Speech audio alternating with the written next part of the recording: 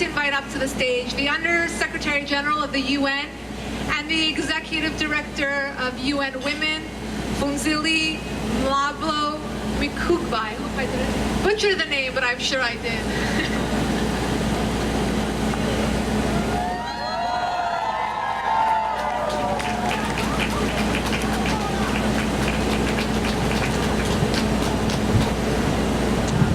Thank you very much. That was a good try. I also want to congratulate the UN Women for Peace for the excellent work they do every year, all the time. We truly appreciate your work and your leadership. I will first start by reading the message from the Secretary General, who you know would have been here if he was in New York, but is away on mission, making the world better. And the message reads this way. I'm pleased to greet this year's Women for Peace March. Thank you for joining hands to empower the world's women. This is a crucial cause. Gender equality is essential to achieve the Sustainable Development Goals. Despite progress in the 20 years since the adoption of the Beijing Platform of Action, much more still needs to be done. Many women still risk death while giving life. Girls and women are subject to violence. Women earn less than men and have less access to corridors of power. We need to stand together, women and men, to loudly declare that women's rights are human rights. I applaud everybody here and all those around the world who are advocates for rights, equality, and opportunity for women and girls.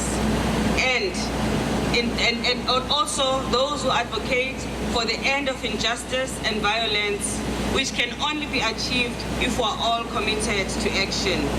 Women need to represent and be listened to by governments in the boardroom, during peace negotiations, and during times of humanitarian crisis. I thank everybody who has come out today in this cold, if I can add, to sound an alarm and raise your voices and show solidarity for women.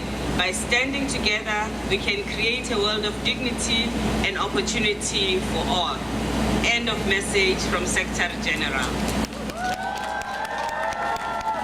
And I'll then pass the message from UN Women. As UN Women, we also join the Secretary General in thanking the UN Women for Peace Association for this occasion and for this march in March, which is special to all of us. Thank you to Mrs. Ban Suntayek, thanks to Muna Rihan Al-Nasari and all the members of the association. We also congratulate Ms. Doyne Warwick for this very befitting recognition. It's a pleasure for UN Women to be associated with the march every year. We are at a time in the lives of women where we've seen a lot of progress, but at the same time, we live with 1 billion women who experience violence every day in their lives. This calls on all of us to be active. I'm always delighted to be part of events in which we strengthen the solidarity between and amongst women.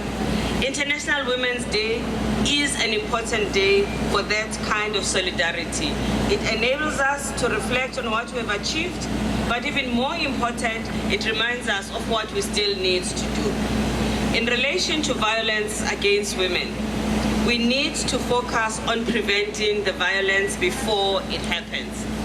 That requires us to work with governments in the education systems, with parents within families, and with men and boys who are also responsible for being part of the problem, but also they can be part of the solution. And more men and boys are standing up, fighting with women to end violence against women. We also condemn violence against men and boys. Secondly, we also want to focus on access to services to victims and survivors of violence, be it women that are victims and women and men who are victims in areas of conflict, at home, as well as within institutions. We need to make sure that institutions that are supposed to deliver the services on time and where they are needed. We are talking about the police, magistrates, we're talking about social workers, and we're talking about those who are in institutions that need to have policies that protect women. We also need to focus on being constantly and actively in solidarity with women everywhere in the world. By being here today, we're expressing our solidarity. But this must not end on us expressing our solidarity here. We must be able to take an active part to report where we see abuses and women who are living with violence. We must be able also to, in our families, be the voices that enable this violence that happens in the family not to be hidden. Solidarity is an everyday job for all our lives, and it requires both men and women to work together. Thank you very much for being willing to stand up.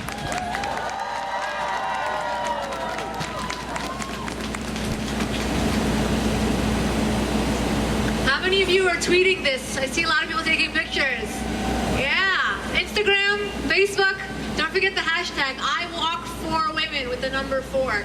And you can tag the UN Women for Peace Association as well. Next, I'd like to invite up to the stage Her Royal Highness Princess Camilla of Bourbon to Sicilia.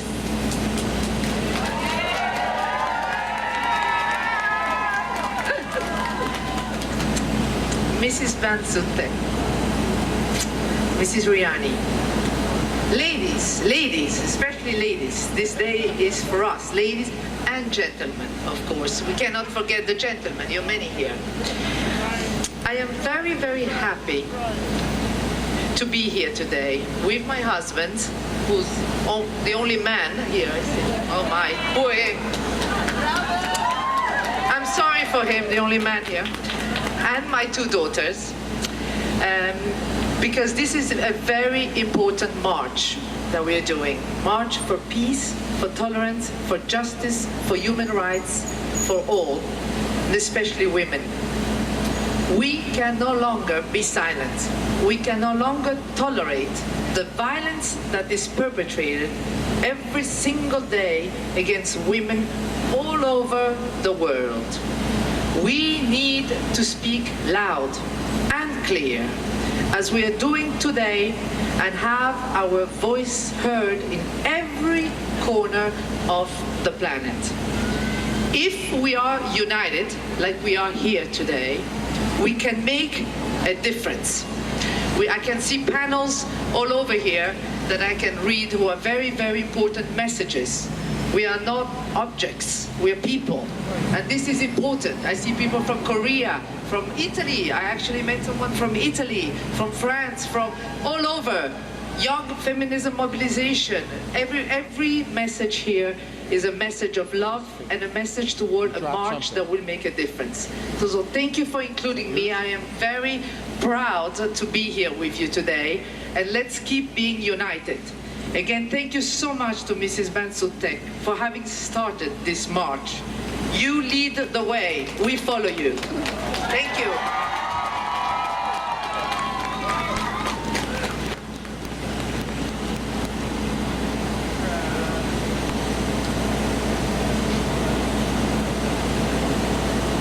Now from Mexico, the founder of the Colección Jumes, Eugenio Lopez Alonso. Sorry, I wasn't told he was not here. His loss, right? I'm sure he would have loved to be here. Thank you for all being here. And the next speaker, founder of the Same Sky Foundation, Francine Lefra.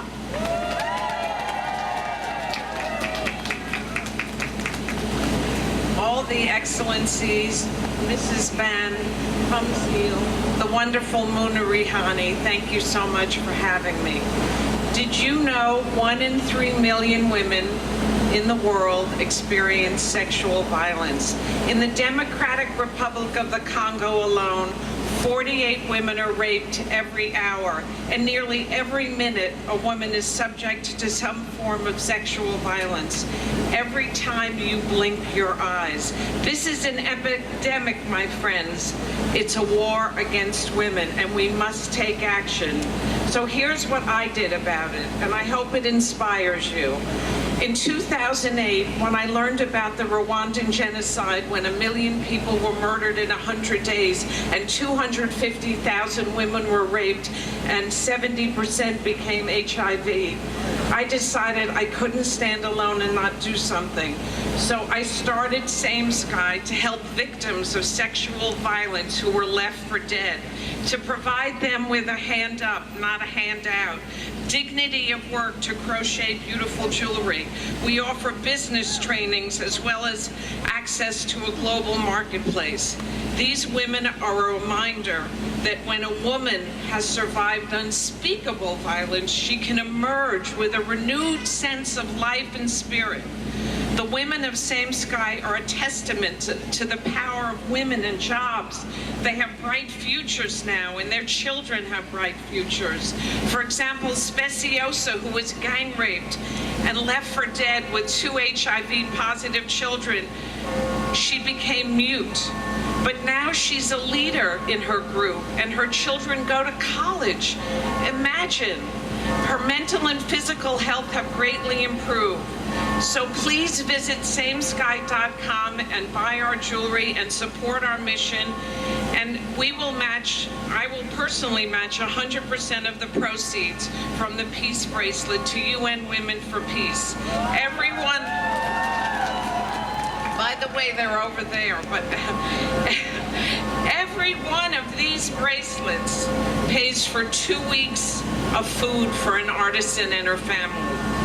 The world needs a call to action. Violence against women is not a woman's problem, it's a global problem. Thank you for listening, and be an advocate for action. Thank you.